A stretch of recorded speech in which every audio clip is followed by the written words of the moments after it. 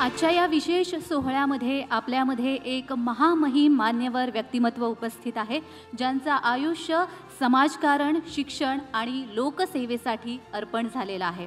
मी बोलते राजस्थानचे राज्यपाल, महाराष्ट्राचे सुपुत्र माननीय श्री हरिभाऊ किसनराव बागडे यांच्याविषयी। बागडे साहेबांनी आपल्या राजकीय आणि सामाजिक आयुष्यात सदैव लोकहिताला प्राधान्य दिलं। विधानसभेचे सभापती म्हणून त्यांनी लोकशाहीतील शिस्त, पारदर्शकता आणि विधायक संवाद या मूल्यांना अधोरेखित केलं। त्यांच्या कार्यकाळात अनेक महत्त्वपूर्ण निर्णय प्रक्रियेमध्ये लोकप्रतिनिधींना योग्य संधी मिळावी याकडे त्यांनी विशेष लक्ष दिलं। गाव, गरीब आणि शेतकऱ्यांचा विकास हा त्यांच्या वाटचालीचा कायमच ध्यास राहिलेला आहे। ग्रामीण भागातील शिक्षण, शेती आणि तरुणांच्या प्रगतीसाठी त्यांनी अनेक उपक्रम राबवलेले आहेत। आज महाराष्ट्राचा महासंकल्प शेतीतून समृद्धीकडे या परिषदेत त्यांची उपस्थिती ही शेतकरी बांधवांसाठी आणि युवकांसाठी प्रेरणादायी आहे। त्यांच्या अनुभवातून आणि मार्गदर्शनातून या चर्चासत्राला निश्चितच नवी दिशा मिळेल असा विश्वास आम्हाला आहे। चला तर जोरदार टाळ्यांच्या गजरात त्यांचं स्वागत करूया।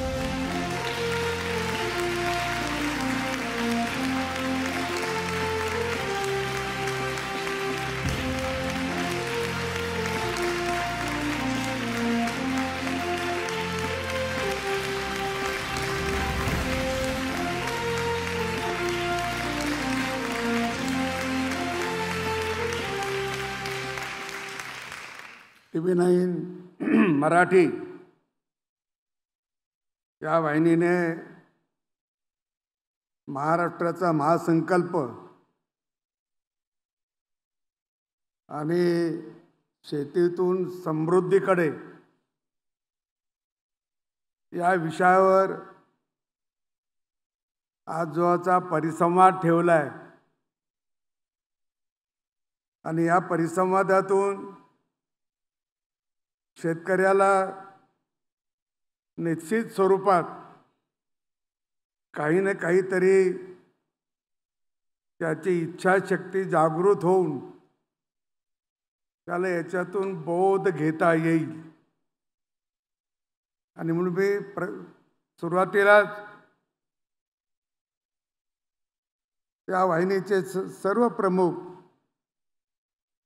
यांना मी मनापासून धन्यवाद देतो आणि मला इथे बोलवल्याबद्दल त्यांचे आभार व्यक्त करतो। आता या कार्यक्रमासाठी विजयाण्णा बोराडे, राजेंद्री बारवाले, CA भांबरे, विलास शिंदेजी, भूषण खोट, प्रसाद कुलकर्णी, सुनील मातोडकर या सगळ्यांनी जे परिश्रम घेतले आणि आपण मोठ्या संख्येने इथं आलात त्याबद्दल आपल्यालाही धन्यवाद। मी इथली टाइम टेबल पत्रिका पाहिली आणि पत्रिका पाहिल्यानंतर माझ्यासाठी 15 मिनिटं आहे, पण आधीच्या वक्त्याची भाषणाची वेळ मी लिहून ठेवली कारण मी विधानसभेचा अध्यक्ष असताना प्रत्येक वक्त्याची वेळ लिहून ठेवायची मला सवय झालेली होती। आणि त्या विजयांना 21 मिनिटं बोलले, बारवालेजी 26 मिनिटं बोलले आणि विलासराव शिंदे 24 मिनिटं बोलले।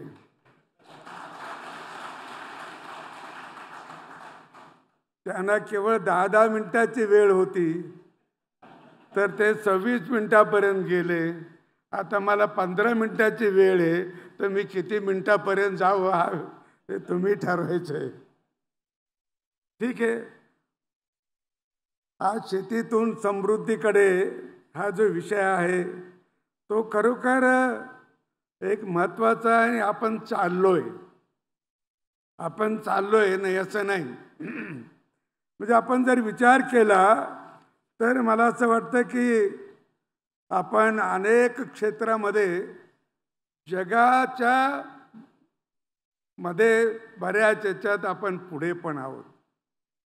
आपण दूध उत्पादनामध्ये जगात भारत नंबर 1चा आहे आणि तो 1998 सालापासून अजून आपला रेकॉर्ड कोणी तोडला नाही. साखर उत्पादनात भारत 2ऱ्या नंबरवर आहे जगात. गहू उत्पन्नात भारत 2ऱ्या नंबरवर आहे जगात आणि मक्का उत्पन्नात भारत 5व्या नंबरवर आहे जगात. एवढं अन्नधान्य आपण पिकवतो. एक वेळ अशी होती आपली भारताची, स्वतंत्र झाल्यानंतर आपण ज्यावेळेला 40-41 म्हणजे 51चे आकडे सांगतो मी, 40-41 कोटीचे होतो, आपल्याला अन्नधान्य पुरत नव्हतं. 1980 सालापर्यंत बाहेरून अन्न आपण आणत होतो. बाहेरून अन्न आणत होतो तर आपलं पोट भागत होतं, भरत होतं. आणि बाहेरून आणलेलं आपण जे लाल ज्वारी असू द्या त्याला मिलो म्हणत होते, मिलो. आजकाल तुम्ही कोणी पाहिली नसेल त्याची भाकरी, आणि भाकरी पाहिली तर म्हणतील बापरे आता मेलो खाऊन. अशी लाल जरद भाकरी त्याची होती 72च्या दुष्काळात, आणि ती पण आपण सगळ्यांनी पाहिली, आम्ही तर खाल्ली. आणि म्हणून अन्नधान्याची कमी होती. पण 60-62च्या नंतर म्हणजे रासायनिक खते आली, त्याच्यानंतर तुमचं संकरित बियाणं आलं आणि आपली स्थिती वाढत वाढत वाढत गेली. आता 142 कोटी जनतेला आपण धान्यही पुरवतो आणि जगात निर्यातही करतो. ही ताकद जी वाढली ती ताकद शेतकऱ्याच्या शक्तीमुळे वाढली. शेतकऱ्याने जो काही विश्वास टाकला, त्यांनी कर्ज घेतलं, पाईपलाईन केली, विहीर खोदली आणि आपली उत्पन्न त्यांनी वाढवले. पण अजून सगळ्याचं उत्पन्न वाढलं असं नाही. आपण पाण्यासाठी आपण सगळीकडे स्वयंपूर्ण नाही. आणि जगात पाणी तरी आहे किती? पिण्यासारखं वापरण्यासारखं 2.5% पाणी, बाकी तर सगळे समुद्रात आहे. 2.5%तून 1.5% पाणी त्या बर्फात गुंतलंय. 1% पाण्यावर आपलं सगळं चालू आहे जगात, 1% पाण्यावर. आणि आता ते पाणी जे मिळतं आपल्याला त्याच्यातून शेतीला उपयुक्त असं पाणी मिळालं तरच शेतीचं उत्पादन वाढतं. ते आता मिळतंय म्हणून आपण पीक वाढवतोय. मला 1960च्या संदर्भातला महाराष्ट्राने पहिल्यांदा जो आयोग केला इथं पाण्याच्या संदर्भात, तो बर्वे आयोग. बर्वे आयोग जो केला, बर्वे आयोगाने स्पष्ट म्हणलं होतं की 30%पेक्षा म्हणजे महाराष्ट्रात भगीरथ प्रयत्न करून सुद्धा 30%पेक्षा आपली जमीन ही पाण्याखाली येऊच शकत नाही. आता त्यावेळेला स्प्रिंकल होतं, ठिबक होते, कदाचित याचा त्यावेळेला विचार झाला नसेल, कारण अशी जी संशोधनं आली पुढे. तर आता आपली जमीन तसं विहिरीचं बागायत त्याच्यात धरलेलं जात नाही. पण विहिरीचं बागायत धरलं, बोरवेलचं बागायत धरलं तर मला असं वाटतं बऱ्यापैकी अजून आपण बागायती क्षेत्र करतो. किमान 2 पिकं तरी घेतो, किंवा पाऊस कमी झाला तर 1 पीक देखील आपल्या पदरात पडतं. आणि ते पडावं म्हणून आणखी काही योजना सरकारने केल्या. जसं शेततळ्याची एक योजना केली की शेतीला म्हणजे पेरणी आपण केली पावसाळ्यात आणि पाऊस चांगला आला, पीक हुरड्यात पीक आलं, पण अजून एका पाण्याची गरज आहे, पण पाऊस पडला नाही तर हुरड्यात आलेलं पीकसुद्धा जातं. आणि म्हणून त्यासाठी ठिबकचा वापर किंवा शेततळ्यातल्या पाण्याचा वापर केला तर 100% पीक आपल्या उंबरठ्याच्या आत येऊ शकतं. आणि उंबरठ्याच्या आत येण्यासाठी सुद्धा जे काही त्याच्यावर आणखी काही संकट आहे, संकट याचं असते, गारपिटीचं संकट आहे, त्याच्यानंतर जळिताचं संकट आहे.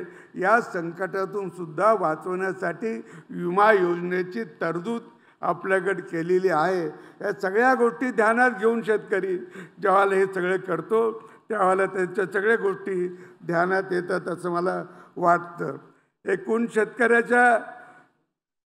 याच्या शेतीमध्ये आता तंत्रज्ञान आपल्याला आवश्यक आहे आणि त्या तंत्रज्ञानातून आपण पाहतोय. आम्हाला बऱ्याच जणाला असं वाटतं अजूनच शेतकऱ्याला तर तंत्रज्ञान म्हणजे काय काय तर तंत्र म्हणजे ट्रॅक्टरचा वापर करावा, तंत्रज्ञान म्हणजे ठिबकचा वापर करावा, तंत्रज्ञान म्हणजे तुमच्या आणखी शेतीला पंपाचा वगैरे याचा सगळ्याचा वापर केला म्हणजे तंत्रज्ञान होतं. असं हे जरी बरोबर असलं हे खरं असलं तरी खरं तंत्रज्ञान आपल्याला जे उपयोगी पडेल शेतीला समृद्धीकडे न्यायला ते आपल्या पिकावर प्रक्रिया करणारं तंत्रज्ञान, आपल्या शेत उत्पादनावर प्रक्रिया करणारं तंत्रज्ञान हे जर वापरून आपण जर तो माल बाजारात आणला, मार्केटमध्ये आणला तर आपल्या शेतीचं उत्पादन आणखी वाढेल. तसं पाहिलं की आता समजा एक बांबूचं उदाहरण घेऊ. विजयराव अण्णांनी सांगितलं की बांबू आहे पण ते पुढे परवडत नाही विकायला वगैरे, ठीक आहे. पण बांबूपासून किती उत्पादन होतं, त्याचे बाय प्रॉडक्ट किती आहे. आता घड्याळाचा पट्टा पण त्या बांबूपासून करायला लागले. अंगात कपडा घालायला सुद्धा ते बांबूपासून कपडा तयार करायला लागले. पण आता हे जे तंत्रज्ञान आहे हे तंत्रज्ञान शेतकऱ्याच्या पोराने शिकलं पाहिजे. शेतकऱ्याच्या पोराने तो इंजिनियर होतो. अरे इंजिनियर तू हो पण बाबा कुठल्या विषयाचा होतो, तुला ज्याच्यात उत्पादन आहे तुझ्याकडे त्याचा हो आधी. आणि याला काही इंजिनियरच पाहिजे असं नाही.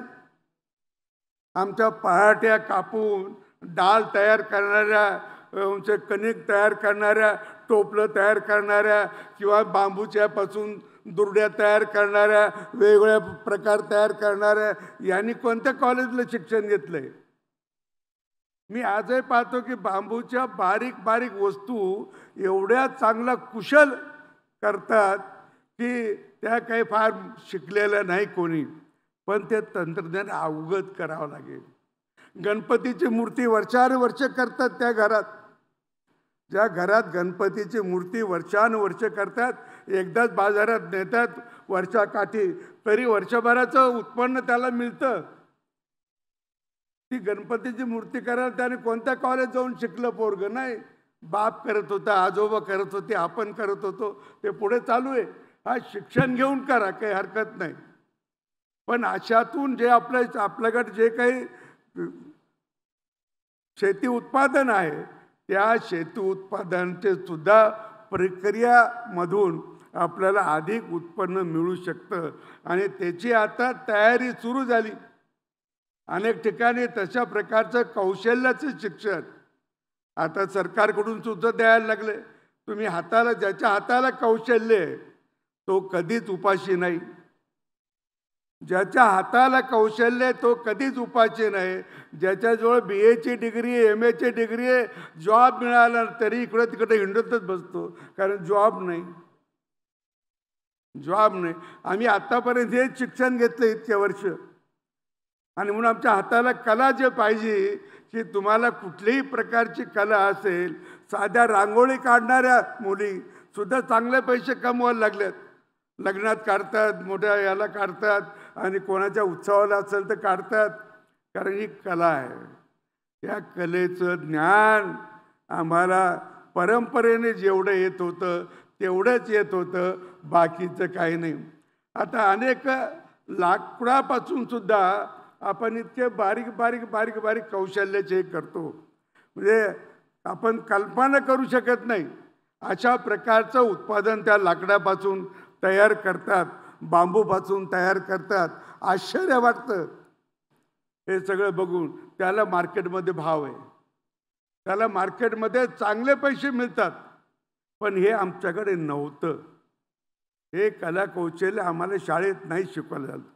मी शाळेत जात होतो, आमच्या पुढे विजयाण्णा होते, 1 वर्षाने पुढे 1 का 2 वर्षांनी.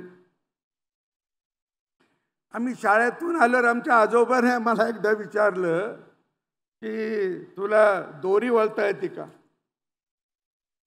दोरी म्हणजे शेताला लागतं ते चराट, ते वळत. म्हटलं नाही. मग तुझं मास्तर काय शिकवतो तुला? आता मास्तरला कधी दोरी वळायचं शिकवलं नाही. मग तुला जर शेती करायची पुढे, तर शेतात जे काही तुला काम करायचं ते तुला आलं पाहिजे की नाही? म्हणजे ही कल्पना अशी आहे की तुम्हाला शेतीच करणार असेल तर शेतीचे सगळे पेर. आतापर्यंत आमची शेती मोठी होती, बऱ्यापैकी शेती होती, आणि त्यामुळे त्याच्यावर आम्ही नुसतं पीक काढलं आणि विकलं बाजारात तरी भागत होतं आमचं, तरी भागत होते. म्हणजे इतकं चांगलं भागत होतं. म्हणजे 50-60 वर्षापूर्वीचं मला माझं जीवन आठवतं. तेव्हा असं वाटत नव्हतं कधी आपल्याला. खाऊन पिऊन तर सुखी होतो आम्ही सगळे. परंतु आता जसजशी आपली जमीन कमी होत चालली, वाटण्या वाटण्या वाटण्या वाटण्या, तर तसं आहे त्या जमिनीत अधिक उत्पादन घेण्यासाठी सरकार मदत करत आहे. तुम्हाला अनेक गोष्टीची सरकार मदत करते, आणि म्हणून त्याचाही आपल्याला फायदा घेतला पाहिजे. अनुदान प्रत्येक गोष्टीवर आहे, त्याचाही आपण फायदा घेतला पाहिजे. आणि म्हणून मला असं वाटतं की हे तंत्रज्ञान अधिकपणे आपल्याला संपादन केलं पाहिजे, आणि ते संपादन जर झालं तर निश्चितपणे त्याचा उपयोग होईल. एकूण मला सांगितलं की महाराष्ट्रामध्ये जे आता सरकार मदत करतं ती सुद्धा नीट प्रकारे त्याला फायदा आहे. त्याची मदत काय की शेतकऱ्याला सन्मान निधी आहे, थोडा का होईना पण आहे.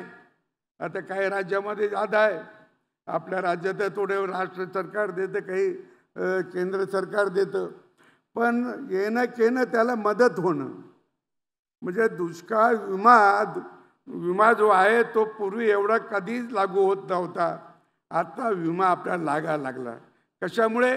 पूर्वी 50% जास्त नुकसान झालं तर तुम्हाला विमा लागू होता.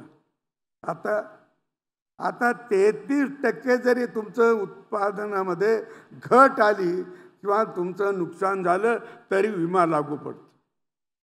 म्हणजे 33%, 100 तुम्हाला 33 पैसे तुमचे जर येणार नसतील तरी विमा लागू होतो. आणि त्यामुळे हा विमा अनेक शेतकऱ्याला लागू झाला आहे.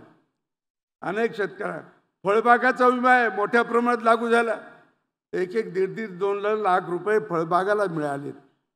ते मिळालेत ना, त्यामुळे त्याला शेतकऱ्याला तेही थोडं उत्पन्न मिळतं. आणि या सगळ्यातून शेवटी आता तो मार्केटही शोधायला लागला. आणि ट्रान्सपोर्टेशनचं जसं हे वाढेल तसं आता आपल्या याला भाव पण यायला लागला. आता आपल्या इथून फळबाग म्हणजे फळं जातात, भाज्या जातात, दिल्लीपर्यंत जातात, लखनौपर्यंत जातात, तिकडे जयपूरपर्यंत जातात, इथून गाड्या जातातच ना, भरून जातात तिथून. हा शेतीमाल आहे. आणि शेतीमाल हे आमच्या शेतकऱ्याचं खरं म्हणजे मोनोपॉली आहे, मोनोपॉली. दुसरं कोण करतं सांगा बरं? कारखानदार करतो का? कोणी नाही करत. आणि शेतकरी कारखानदाराने, भांडवलदाराने शेती उपयोगी किंवा शेतीचे हे दुसरे कुठले उद्योग केले नाही. साध्या दुधाचा उद्योग नाही केला पैसेवाल्यांनी, नाही केला पैसेवाल्यांनी. एखाद्या जसं परदेशात आहे 1000 गाई एका शेतकऱ्याकडे आहे, भांडवलदाराकडे आहे, तसं 10 गाई पाळून कोणी दूध नाही काढत भांडवलदार. हा दुधाला लागणारे कॅन बनवतील, त्याला लागणारे इक्विपमेंट बनवतील, त्याच्यातून पैसा काढतील, दूध उत्पादन नाही करत. ही आमची मोनोपॉली आहे शेतकऱ्याची पिकाची. आम्हाला स्पर्धक फक्त आमचा शेतकरीच आहे, दुसरं कोणी नाही. शेतकऱ्याचा स्पर्धक आहे, दुसरा कोणी नाही. आणि म्हणून त्याने या नव्या युगामध्ये आपली तांत्रिक बाजू जरा भक्कम करून हे केलं पाहिजे असं मला वाटतं. महाराष्ट्रामध्ये की अग्रगण्य राज्य आपण म्हणतो, पण अन्नधान्याच्या बाबतीत आपण स्वयंपूर्ण नाही. आपण साखरात स्वयंपूर्ण आहोत, आपण याच्यामध्ये कापसात स्वयंपूर्ण आहोत, परंतु अन्नधान्यामध्ये स्वयंपूर्ण नाही. पंजाबने, मध्य प्रदेशने तिकडून जर गहू आला नाही तर आपली अडचण होऊ शकते. तांदूळसुद्धा बाहेरून आपल्याला येतोय. आपण अन्नधान्यासाठीच नगदी पिकासाठी आपण सगळं शेत वापरतोय, नगदी पिकासाठी. आणि महाराष्ट्र असं राज्य आहे की जे उत्पादन क्षेत्रामध्ये याच्यामध्ये इंडस्ट्रीमध्ये पुष्कळ प्रगती झाली, पण अन्नधान्याच्या पिकामध्ये आपण मागे आहोत. एक काळी होतो आपण पुढे, पण जसजसा नगदी पिकाचा प्रभाव वाढत गेला तर तसं अन्नधान्य आपलं कमी होतं. चांगल्या बागायतदाराला सुद्धा त्याला गहू बाजारातून आणावा लागतो, बाजरी ज्वारी बाजारातून आणावं लागते, त्याला डाळी वगैरे सगळ्या बाजारातून आणावं लागतात. नाही तर आम्हाला घरात वर्षभर पुरेल एवढं धान्य, एवढ्या डाळी, खाण्याचे पदार्थ सगळे तयार असायचे. म्हणजे आम्हाला आमच्या घरी लोणचं आम्हाला कधी विकत घ्यायची वेळ आली नाही, कुरडया पापड कधी विकत घ्यायची वेळ आली नाही. वर्ष पुरेल एवढं करून ठेवत होते. डाळी कधी विकत घ्यायची वेळ येत नव्हती शेतकऱ्याला, सगळं घरचं असायचं. म्हणून तर ती म्हण पडली की घर की मुर्गी दाल बराबर, त्याच्यावरून ती म्हण पडलेली आहे. कारण डाळी सगळ्या घरी असायच्या. म्हणजे आता सगळ्या डाळी बाहेरून विकत आणि बाहेरून सुद्धा आपल्याला परदेशातून डाळी आयात कराव्या लागतात, ही परिस्थिती आहे. अजून याच्यामध्ये भरपूर वाव आहे. खरं म्हणजे आता मोदीजीने एक केलं की हे आपलं जे भरड धान्य आहे, या भरड धान्याला जरा महत्त्व प्राप्त झालं आहे. कारण त्याचे फायदे त्याच्या गव्हापेक्षाही ज्वारी बाजरीचं तुम्हाला अन्न हे अधिक पौष्टिक आहे, अधिक पौष्टिक आहे. परंतु ते रासायनयुक्त नको आहे, रासायन विरहित असलं पाहिजे. आणि आम्ही तर शेतात रासायनिक खत टाकल्यापासून, आम्ही औषधावर फवारे म्हणजे पिकावर फवारे मारण्यापासून, भाजीपाल्यावर 2 दिवसापूर्वी मारलेले भाजीपाल्यावर टाकलेलं फवारा आम्ही लगेच तोडतो आणि बाजारात आणतो. म्हणून तर आपल्याकडे म्हणतात की 20 पचवण्यामध्ये भारताच्या इतकी शक्ती कोणात नाही. 20 पचवण्यात एवढी भारताची शक्ती इथल्या माणसाची. का तर हे खातोच रोज आम्ही भाजीपाला. आणि म्हणून या सगळ्या गोष्टी जे आहेत ते जरा अधिक शेतकऱ्यांना सुद्धा याचं प्रबोधन झालं पाहिजे. शेतकऱ्यांना पण सांगितलं पाहिजे की बा तुझ्यापुरतं तू कर, तुझ्या याच्यापुरतं तरी कर ना. म्हणून जैविक शेतीला आता महत्त्व आलंय. आता त्याचं किती यशस्वी होईल का होईल माहीत नाही. पाळेकरांनी तर पुष्कळ आपल्याला सांगितलं, ते पण आपण पाहिलंय. पण होऊ शकतं. कारण पूर्वी मला आठवतं माझ्या लहानपणी आम्ही शेती करायचो, कुठलंही रासायनिक खत नव्हतं, कुठलंही औषध नव्हतं, काही नव्हतं. फक्त पिकाला पाणी आणि घरचं बियाणं. आता बियाण्यामध्ये बोगसचा विषय निघाला, प्रश्न विचारला बोगस बियाण्याचं. कारण वर्तमानपत्रात, दूरदर्शनवर याच्या बातम्या खूप येतात, खूप मोठ्या प्रमाणात येतात. आता बियाणं पिकवतं कोण? तो कारखानदार फार कमी पिकवतोय. त्याजवळ आहे कुठे एवढी शेती पिकवायला कारखानदाराजवळ? मैकोकट तरी कुठे स्वतःची शेती आहे एवढे बियाणं उत्पादन करायला? तोही शेतकऱ्याला देतो, बाबा ही नर मादी घेऊन जा आणि आम्हाला पिकं ते उत्पादन आणून दे. आता त्याच्यात भेसळ होती, ते तिथं होती का इथं होती कारखान्यात, याचा काही पत्ता लागत नाही. याचा काही पत्ता लागत नाही कुठं भेसळ होती ती. मला कापसाची भेसळ दिसली होती. आम्ही बियाणं तयार करत होतो, मी पण त्याच्यातला H4 वगैरे, वरलक्ष्मी वगैरे असे बियाणं करायचो. तर कापसात लोक त्यावेळेला भेसळ करायचं, त्याचं हे यायचं नाही, त्याचं यील्ड पण यायचं नाही. आणि त्याच्यापासून त्याला जे काही उगवण शक्ती ती पण कधी मिळायची नाही, तर फेल व्हायची. आणि ज्याने भेसळ केली त्याचे प्लॉट फेल झालेत, मोठं नुकसान झालं त्या काळात सुद्धा. आणि म्हणून हे जे काही सगळे एक प्रामाणिकपणा जो आहे, नैतिकता जी आहे याचा सुद्धा जरा विचार झाला पाहिजे. ते आम्हाला कुठे शाळेत शिकवलं नाही, आम्हाला कुठे कॉलेजमध्ये शिकवलं नाही. आम्हाला घरातून जेवढं काही मिळालं असेल ज्ञान तेवढंच. नैतिकतेची बाजू कोण शिकवतं? इमानदारी कोण शिकवतं? प्रामाणिकपणा राहायला पाहिजे असं कोण शिकवतं? आज दुसऱ्या राष्ट्रामध्ये आपण पाहिलो, लहान मुलाला 3-4 वर्षाच्या मुलाला पहिलं काय शिकवलं जातं? आपण जर व्हिडिओ पाहिले तर आपल्या लक्षात येतं की त्याला चप्पल नीट ठेवायचं सांगा, त्याला त्याचं ताट उचलून ठेवायचं सांगा, त्याला कुठेतरी कोणाला तरी इलेक्ट्रिकचा काही शॉक लागला तो पहिलं बटन बंद करायला तो लहान पोरगा धावतो. हे शिकवलं जातं ना त्याला, आणि मग ते हे त्याच्या अंगवळणी पडतं आयुष्यभर. आमच्याकडे काहीच तसं शिक्षण तर नव्हतंच. आजही बालवाडीत काय शिकवलं जातं ते तुम्हाला माहीत आहे. पण हे जे काही आहे बालवाडीत पण शिकवलं गेलं पाहिजे. मला एक गोष्ट आठवते की भारत पहिला कसा होता. तर एक इंग्रजचा भारतात असलेला गव्हर्नर, त्याचं नाव आहे लॉर्ड थॉमस मॅकॅलो. त्यांनी भारतातली शिक्षण पद्धती आणली आणि त्यांनी इंग्लंडमध्ये भाषण केलं होतं 1835, 2 फेब्रुवारी 1835ला. आणि त्यांनी सांगितलं होतं की तिथं सांगितलं आपण भारताला फार काळ गुलाम ठेवू शकणार नाही. कारण मी भारतात सगळीकडे भिनलोय, सगळीकडे मी भारतात हिंडलोय, मला कधी चोर दिसला नाही, मला कधी भीक मागणारा दिसला नाही. आणि भारताच्या लोकांमध्ये नैतिकता फार आहे, प्रामाणिकपणा फार आहे, त्यांना एक दुसऱ्याला मदत करण्याची इच्छाशक्ती खूप आहे. त्यामुळे आपण भारताला आपण जादा दिवस गुलाम ठेवू शकणार नाही. त्यांना जर गुलाम ठेवायचं असेल तर त्यांची शिक्षा पद्धती बदलली पाहिजे.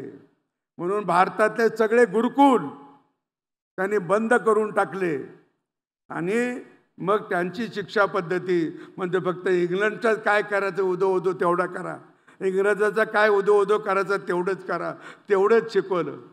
आमच्याकडे अनेक संशोधन झालेले, आमच्या महर्षीने पुष्कळ संशोधन करून ठेवले. आता शेती उद्योगातला चरकणे किंवा तुमच्या ते पाराशरची विद्या, आचार्य चाणक्याने शेतीच्या बद्दल खूप सांगून ठेवलंय. हे कोणाला माहिती? हे शिकवलंच नाही तर माहिती होणार कसं? पाराशरने तर खूप पुस्तकं त्याच्यावर आहे, आज आहे पाराशरचे पुस्तकं, महर्षी पाराशर. आणि म्हणून त्यावेळेला असा भारत होता आपला की तिथं भीक मागणारा नव्हता, तिथं चोरी करणारा नव्हता आणि समृद्ध होता, नैतिकता होती. म्हणजे चोरी न करणं आणि भीक न मागणं याचा अर्थ काय? सगळे समृद्ध होते, म्हणून चोरी होत नव्हती. म्हणून त्यांनी शिक्षा पद्धती बदलली. तेव्हापासून 1835ची शिक्षा पद्धती आज लागू होती. 1980 साली फक्त थोडासा बदल झाला. आता 2020ला पूर्ण शिक्षा पद्धती आपण बदलून टाकली आणि त्याच्यामध्ये पुराण जुनं आणि नवं सगळे त्याच्यामध्ये येणार आहे. आणि 3 वर्षाच्या मुलापासून शाळेमध्ये आता प्रवेश आहे. 3 वर्षाच्या. 6 वर्षाचं पोरगं तर गल्लीतच हिंडत होतं किंवा शेतात जात होतं. आता 3 वर्षाच्या मुलापासून शिक्षण आणि त्याला हे सगळ्या प्रकारचं शिक्षण दिल्या जाईल अशा प्रकारचं आपल्याला हे. मला आणखी एक उदाहरण सांगायचं की महात्मा गांधीचं एक भाषण आहे, अहमदाबादला दिलेलं आहे. 23 मार्च 1922. 23 मार्च 1922ला महात्मा गांधीने अहमदाबादला भाषण केलं आणि त्याने असं म्हणलं की इंग्रजांनी आम्हाला खूप लुटलंय, इंग्रजांनी आमच्याजवळ काही ठेवलं नाही, अन्नधान्य पण आमच्याकडे नाही, दुष्काळ आला तर आम्ही राहणार नाही. आणि जेमतेम अन्नधान्य आमच्याकडे पुरतं, वर्षभरात सुद्धा पुरत नाही कधी. आणि मला हे आठवतं माझ्या लहानपणी की आषाढामध्ये अनेक जणांकडे धान्य नसायचं. आषाढामध्ये दिडी दुपटीने लोक घ्यायचे आणि मग चांगलं अन्न आल्यावर ते परत करायचे. काही वेळेला त्याच्या बँका होत्या, बँका, अन्नधान्याची बँक, की आषाढात धान्य वाटायचं आणि त्याचं परत आलं शेतातून की मग वसूल करायचे. अशी सुद्धा अवस्था होती आपल्या देशातली, ते मी पण पाहिली. आणि त्यामुळे महात्मा गांधींनी म्हणलं की आमचं कुटीर उद्योग जे आमचे होते ते सगळे इंग्रजांनी बंद करून टाकले. आणि त्यामुळे आम्ही आज खायला मोठं आले. कुटीर उद्योग नाही, दुधाचा उद्योग होता चांगला. लोक दह्या दुधाचं हे करून तूप करायचं, तूप शहरात आणून विकायचे. कारण तूप नाही विकलं आज तर 8 महिनाभर, 2 महिने, 4 महिने, किती दिवस राहू शकतं. कपडे तुम्हाला आजही, तुम्हाला पूर्वांचल भागामध्ये तुम्ही गेला, मणिपूरला गेला, नागालँडला गेला तर स्वतःचे कपडे आजही विणवतात, आज विणतात. माझ्याकडे राजस्थानमध्ये आमचे एक मंत्री, कायदा मंत्री मेघावाल, ते म्हणत होते मी शाळेतून आलो की मला त्या लूमवर बसावंच लागत होतं कपडा विणायला. म्हणजे फार वर्ष नाही झाले. असे अनेक उद्योग, कुटीर उद्योग जे आपल्याकडे होते ते सगळे इंग्रजांनी बंद केले. कारण तुम्ही उपाशी राहिलं पाहिजे, तुम्ही मेलं पाहिजे, तुम्ही भीक मागितली पाहिजे, तुम्ही चोरी केली पाहिजे, हे सगळे उद्योग केले त्यांनी. आणि म्हणून आज आपली अशी स्थिती होती. त्याच्यातून आपण आता सुधारलोय आणि हे चांगलं करायला गेलो. आता आपल्याकडे पाण्याचा एक विषय आहे, संपतो.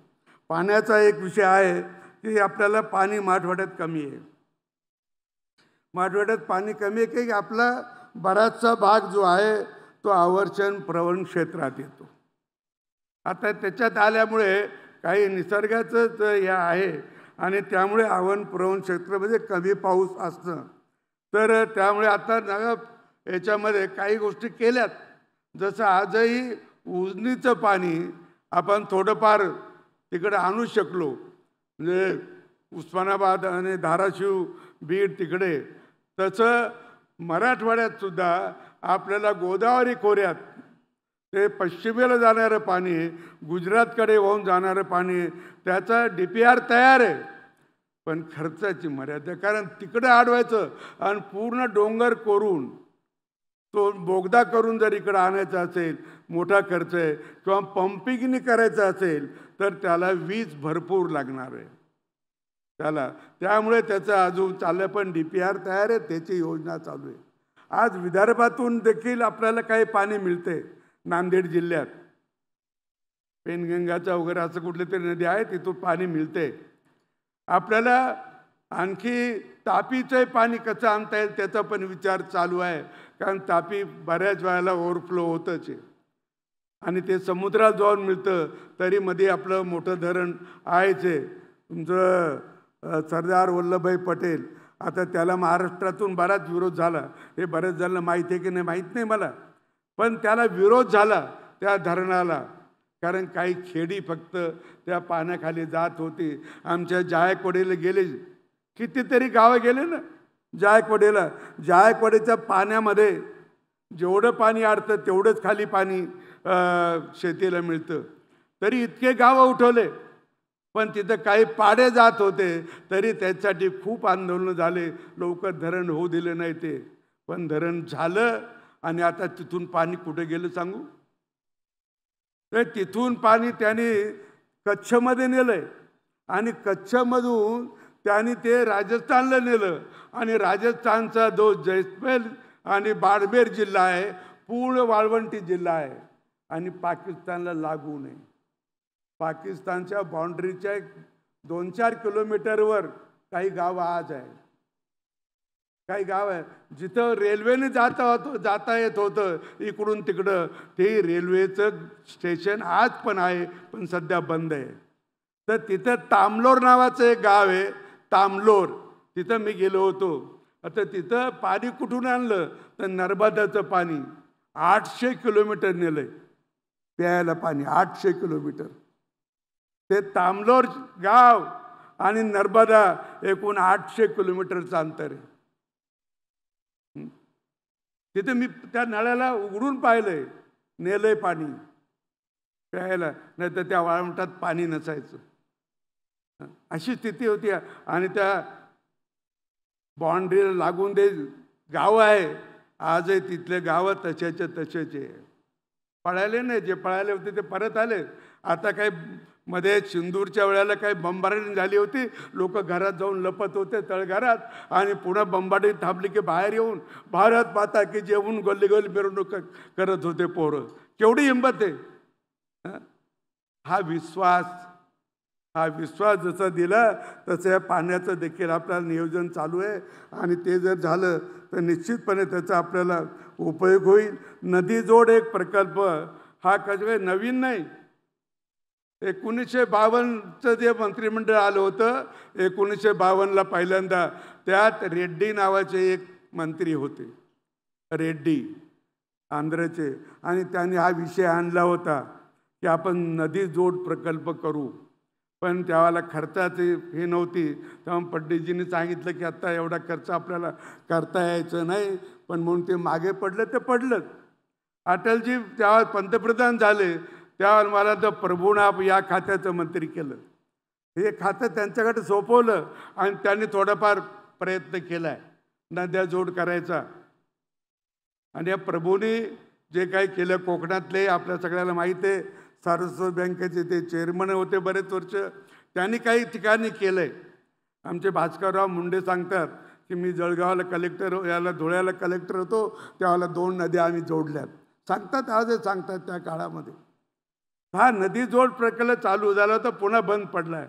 पुन्हा आता काही गोष्टी चालू आहेत, त्याच्यातल्या जे जे करता आलं ते सुरू आहे. पण नदी जोड प्रकल्प हा झालाच पाहिजे. जे उत्तरेतलं बर्फाचं पाणी असतं ते विनाकारण जातं, आणि म्हणून ते सुद्धा वळवता येईल की नाही असा त्या नदी जोड प्रकल्पामध्ये प्रयत्न होता. आणि तो झाला तर अधिक चाललं, पण त्याच्या दृष्टीने विचार सरकारकडे चालू आहे. एवढं मला आपल्याला मुद्दाम सांगायचं. मला या ठिकाणी आपण आता मोठ्या प्रमाणामध्ये कर्ज जे आता उद्योग उभे करायला, की अनेक तरुणांनी कर्ज घेऊन छोटे मोठे उद्योग सुरू केले, आणि 10 लाखापर्यंत कर्ज, तर आता त्याला काही गॅरंटीच नाही, बिगर गॅरंटीचं त्याला मिळतंय. अशी पण स्थिती आता निर्माण झालेली आहे, आणि म्हणून त्याला काही हे लागत नाही. तर त्यामुळे अनेक जणाला, तरुणाला पण उद्योग मिळतोय. पण एक गोष्ट आपली जी कमी आहे, मराठवाड्याच्या लोकात आहे, सगळ्याच लोकात आहे, जी कमी आहे ती कोणी भरून काढत नाही, तिच्यावर कोणी बोलत नाही. जी कमी आहे ती आमची इच्छाशक्ती. जी इच्छाशक्ती, आज बघा बरेच तरुण गावगाव हिंडतात. कोणाला गावात गेलं तर बरेच तरुण रिकामे बसले दिसतात. हॉटेलवर दिसतील, आणखी कुठे डाब्यावर दिसतील, आणखी कुठे देतील.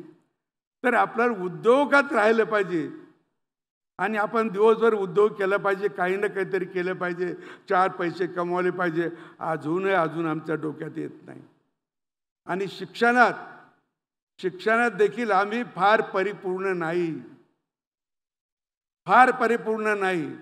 आणि शिक्षण आमचं जे आता चाललंय ते तर तुम्ही केवळ आता इंजिनियर पोरंसुद्धा पास होतात, सर्टिफिकेट आणतात, परंतु त्यांच्या डोक्यात काही नाही. मला अनेक पोरांचं माहिती आहे, माझ्याकडे येतात, चंद्राला MIDC आहे, आणि तिथं तुम्ही फोन करा, मग आम्ही यांना पाठवतो. त्याला 4 प्रश्न विचारले तर उत्तरं देता येत नाही. मॅनेजर कसा लावून घेईल? माझा फोन असू दे, नाही तर आणखी कोणाचं घेऊन लागून घे. कारण तो म्हणतो माझं इथं काम करू शकला तर ठीक आहे, नाही तर कशाला लावून घ्यायचं. कारण त्याच्या सर्टिफिकेट असं ते डोक्यात असलं पाहिजे. आणि मग मुलांची बौद्धिक क्षमता वाढणं, मुलाची आता नव्या शिक्षण पद्धतीत तेच चालू आहे. मुलांची बौद्धिक क्षमता वाढली पाहिजे. आणि शिक्षण म्हणजे काय? तर शिक्षण म्हणजे बिना कॉपीची परीक्षा देऊन चांगले मार्क मिळवणं ही खरी शिक्षण आहे. हे खरं शिक्षण आहे. तितकं मिळालं पाहिजे असा आमचा आग्रह आहे पोरांना. देणाऱ्याने दिलं पाहिजे, घेणाऱ्याने गेलं पाहिजे. आता देणारे देखील काय स्थितीचे तुम्हाला माहीत आहे. कॉलेजमध्ये मुलं येत नाही म्हणून प्राध्यापक शिकवत नाही. प्राध्यापक म्हणतो की मुलंच नाही ते मी काय करू. आणि मुलं म्हणतात आम्हाला चांगलं शिकवत नाही म्हणून आम्ही जात नाही, आम्ही क्लास टेस्टला जातो. ही परिस्थिती कोण सुधरेल? ही तर समाजाने सुधारवली पाहिजे. किंवा सरकारवर अवलंबून राहता समाजाने सुद्धा याचा विचार केला पाहिजे. आणि हा विचार केला तर प्रत्येक गावातला प्रत्येक विद्यार्थी हा चांगला झाल्याशिवाय राहणार नाही. आणि देशाला आज त्याची गरज आहे. त्याची गरज, जे चांगले मुलं आहेत ते गेले ना, ते गेले बाहेर. आता अमेरिकेमध्ये तुमची जी एक व्हॅली आहे ना, कुठली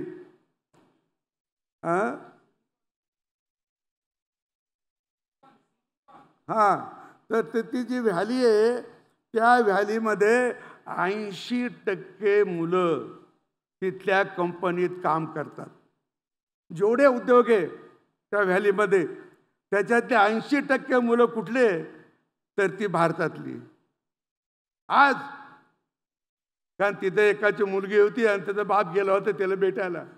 आणि तो पाहून आल्यावर त्याने मला सांगितलं की अशी स्थिती आहे तिथे, मी पाहून आलोय.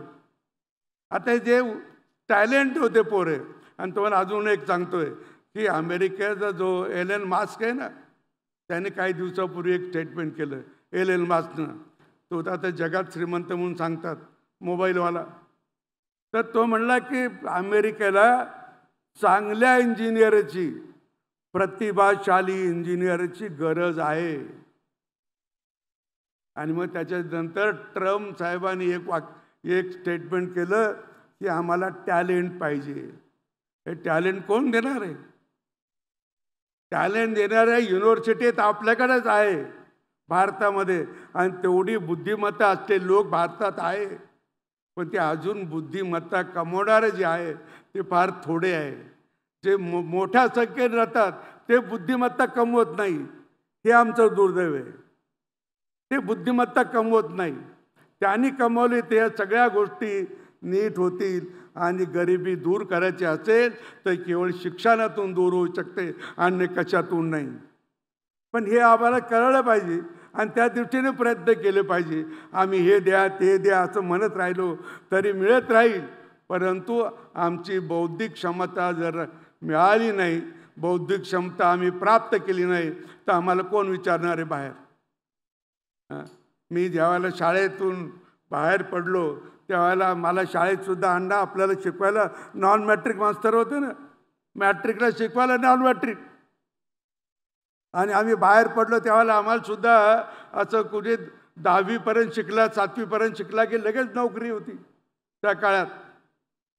परंतु आत्ता ती स्थिती आहे का? मग काळानुरूप आपण बदललं पाहिजे की नाही?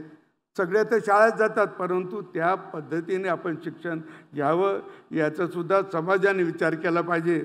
आणि तोही करावा. मला वाटतं मीडियावाल्यांनी आणि प्रिंट मीडियावाल्यांनी देखील, म्हणजे मला अब्दुल कलाम साहेबांचं एक त्यांच्या भाषणातला उतारा मला माहिती आहे, मी वाचला आहे. आणि ते असं म्हणले की आमच्याकडे जे प्रिंट मीडियावाले, दूरदर्शनवाले का बातम्या छापतात त्याच्या. ते म्हणे मी इस्रायलला गेलो होतो आणि इस्रायलच्या तिथे पेपरमध्ये पहिल्या पानावर कुठली बातमी असेल तर कोणत्या शेतकऱ्यांनी काय संशोधन केलं आणि ते किती प्रमाणात केलं, कसं केलं याचं सविस्तर वर्णन पहिल्या फर्स्ट पेजला असतं, पहिल्या पानावर असतं. आणि आमच्याकडे म्हणे पहिल्या पानावर काय आहे? बलात्काराची बातमी.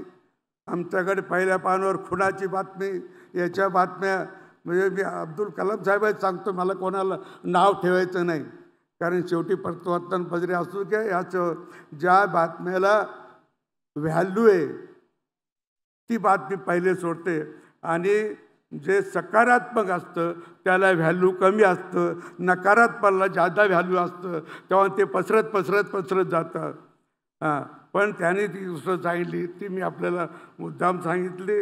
मला आपल्याला आपण संधी दिली त्याबद्दल मी आपले सगळ्याचे आभार मानतो. आणि इतका यांनी जेवढा वेळ घेतला तेवढाच मी वेळ घेतला. धन्यवाद.